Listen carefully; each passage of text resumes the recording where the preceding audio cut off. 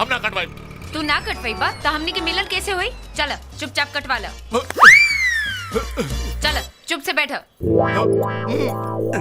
अब ते मुंह का देखा ताड़ा, चुपचाप काट दा। त का काटी? बाल मूछ की दाढ़ी? अरे ना हो, इनकर एगो प्रॉब्लम बा।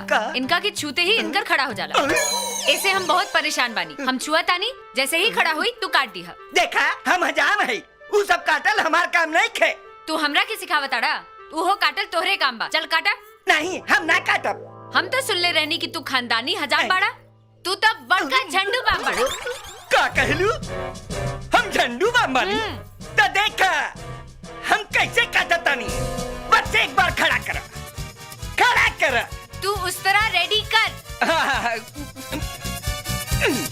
ए लड़का, तू उधर का खोजताड़े?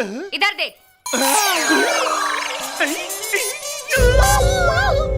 रुका। अगर तू टिक्की ना कटवाई बा तो हमार तोहार मिलन ना होई। ना होई तो मत होखे, लेकिन हम अपन टिक्की ना कटवाई। हम तोहरा से प्यार करीला और अपना टिक्की से भी प्यार करीला।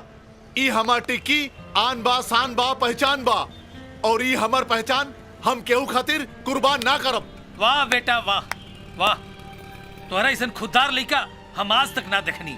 तोहरा के दामाद के रूप में अपना के हमार छाती गर्व से चौड़ा हो जाई। हम अपना बेटी के शादी तोहरा साथे करे खातिर तैयार बानी।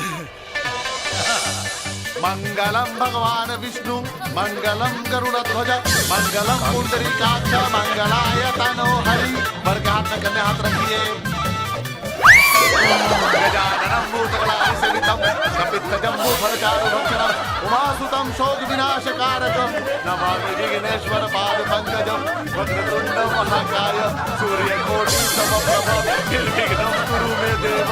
सर्वकार्येषु सर्वदा सर्वमङ्गलमाङ्गल्ये शिवे सर्वार्थसाधिके शरण्ये त्र्यम्बके गौरी नारायणी नमोस्तुते। अथ पाणिग्रहणं